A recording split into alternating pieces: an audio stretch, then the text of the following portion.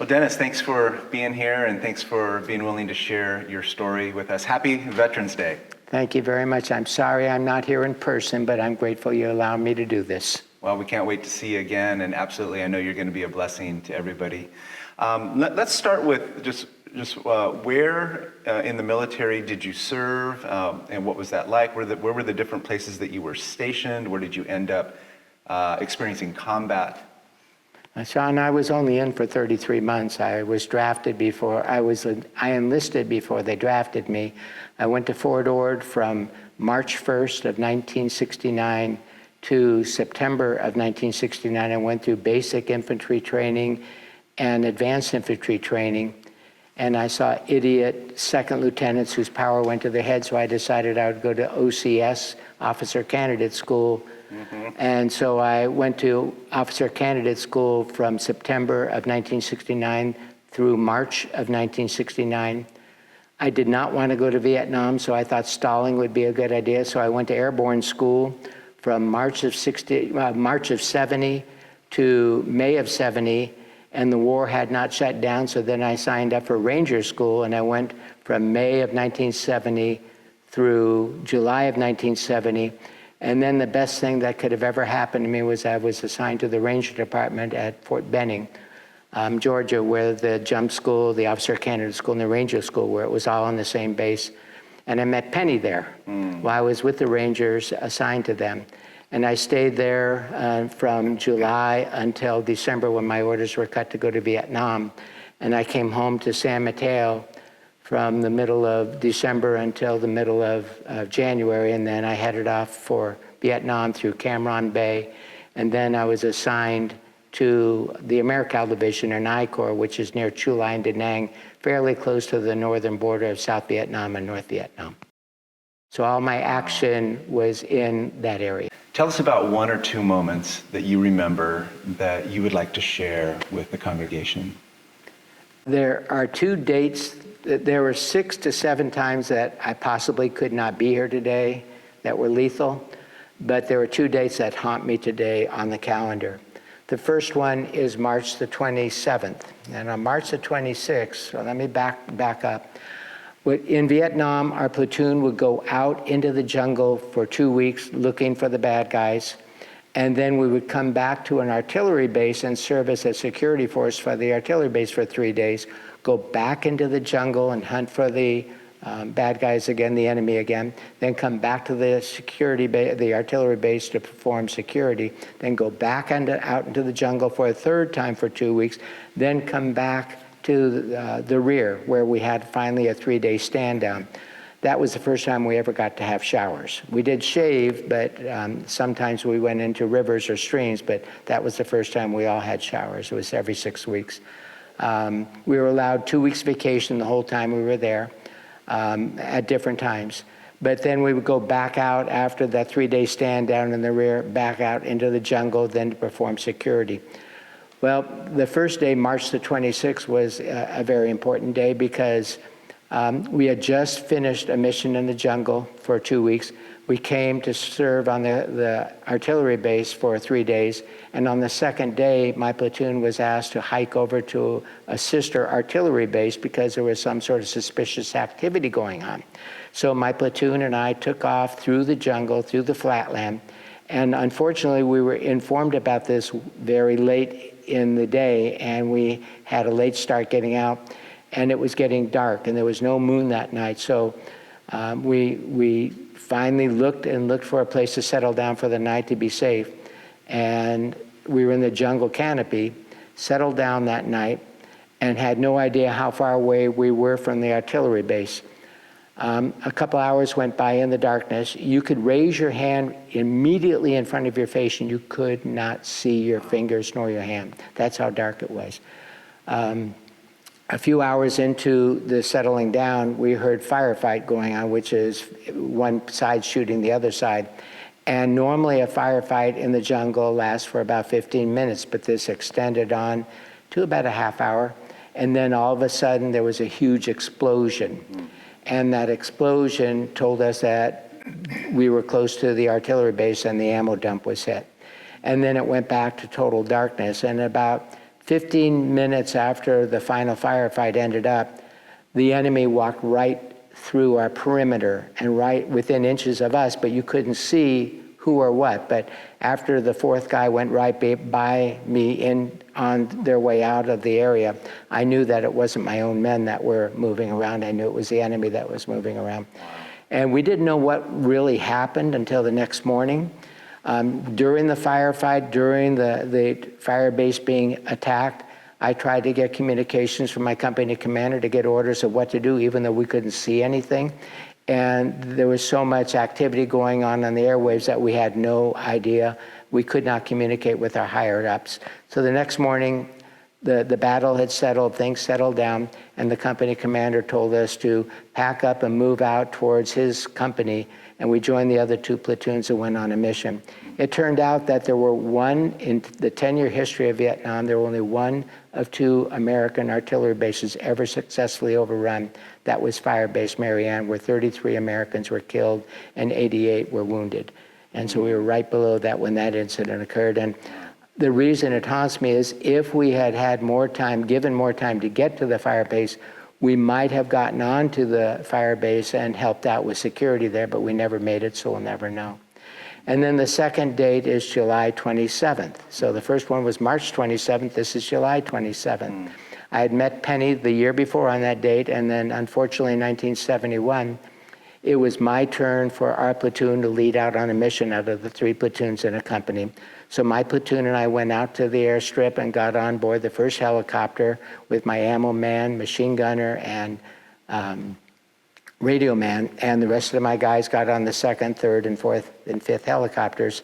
And the helicopters lifted off the ground, readying to go out on the mission, and then they came right back down immediately. And the company commander came over and told me to get off the helicopter because I finally had my rear echelon job that I applied for a month before. Normally, with the AmeriCal, if you're in the jungle for 4 months, you normally get sent to a rear echelon job, but because there were a few replacements, I was there for almost 6 months. And so I got off the helicopter. Another wonderful Lieutenant John Gross took my place he was the 2nd platoon leader, and his men got on with him on the first helicopter, and my men stayed on the 2nd, 3rd, 4th, 5th helicopters, and within minutes they took off on the mission. 10 minutes later, that first helicopter carrying John Gross hit a booby trap as they were coming in for a landing, killed him, and wounded the rest of the people on board. So for some reason, my life was saved because I would have been the one killed on July 27th. So that's why that date haunts me. My remaining platoon members came in on the 2nd, 3rd, 4th, and 5th helicopters, secured the area, and got the wounded people out, but that was a close call. So those 2 days stay in my memory and haunt me every calendar day that comes. Wow. Wow. So Dennis, that's a scary situation. I can't even imagine. What was your faith in God like during that time, during those moments? And how has your faith changed as a result of going through those very, very scary and horrible situations? Sean, I'm a much firmer believer in God now. Every time, I had 72 missions on helicopters, the least amount of time with it being a general's day, but the most amount of time going out on missions. And every time our helicopter took off for a mission, as it was ascending to the elevation where they were going to cruise, I just watched the ground take off, and then I started praying as we leveled off and were on our way to the mission.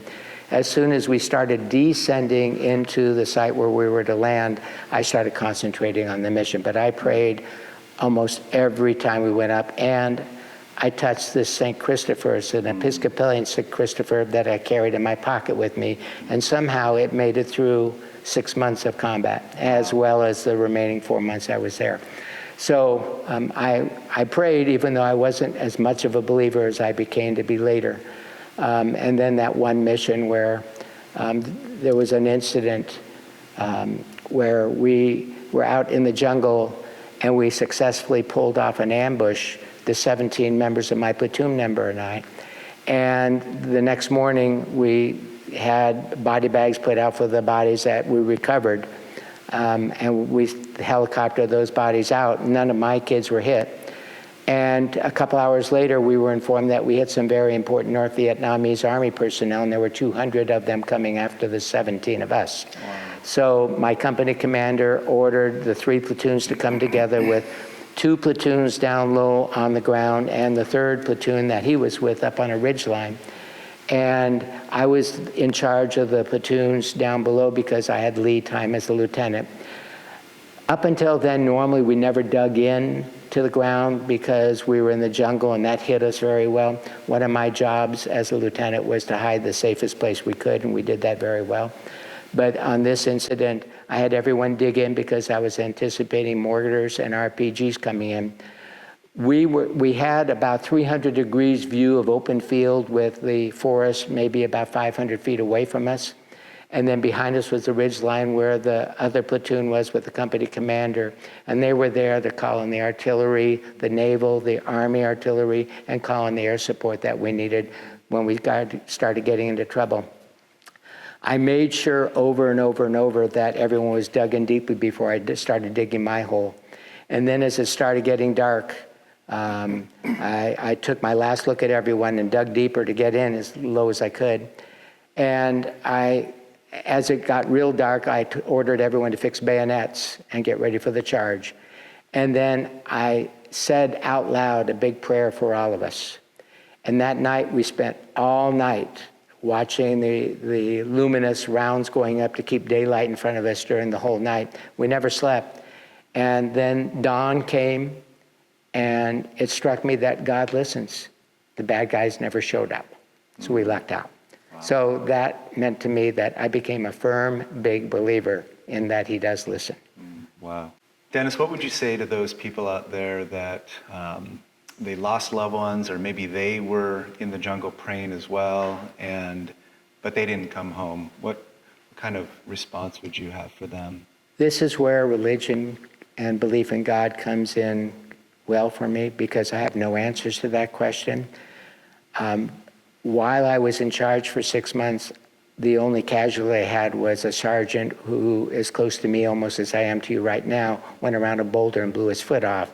And the only thing that saved my life was a boulder. And because of that incident, that was the only casualty we suffered in the 6 months. So I can honestly say I got all my guys home while I was in command. He was the only casualty of it. He lived, but he lost his foot.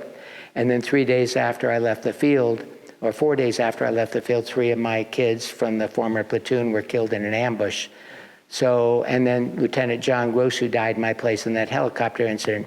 I have no answers to the families of the 58,200 lives of the men and women who served there.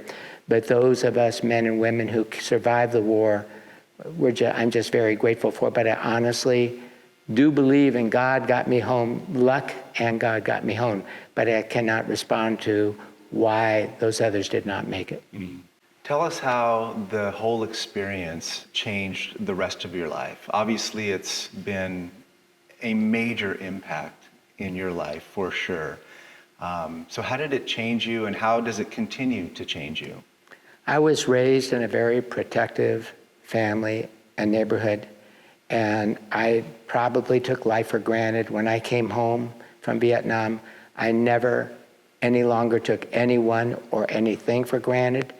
And it made me grateful for several things. Number one, I met Penny, the love of my life. We've been married for 52 years now. Number two, my men were disciplined men. My 93 guys, even though most of the time when we were out in the field, there were 17 at a time, there were always replacements going through. So we were never static. We were always changing personnel. Number three, I had a wonderful mentor, because I was never a warrior. I was a swimmer growing up.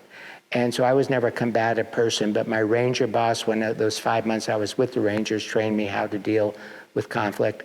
And number four, I had a wonderful general who literally saved my life that day, that he took me off the helicopter and the lieutenant died. And we became very close, he and his family. And number six, I'm just feel so very, very lucky that I was a very lucky person and made it through, like I said, those 7 incidents. In my story, I have 6 incidents, but the Purple Heart, I came so close to not surviving as well, didn't realize it. So I mentioned the Purple Heart in my story And then the seventh item is God was there for me, and I'm a firm believer in it. I will have stories in the back of the church for the 9:30 and 11 o'clocks. They're 30 pages. I hope I don't bore anybody, but they're more information as to my connection with the service and what transpired. Well, you gave me that story right when I got to Saratoga Federated, and I read that, and you can't put it down. So you're not going to bore anybody. Well, thank you very much. Yeah, yeah. No, I'm very, very lucky, and I feel God has been watching over me, and I'm not making that up. Amen. Thank you. Thanks for being here. Appreciate Thank you. it. Yeah. Appreciate God bless. it. Love you. Love you too. Thank you.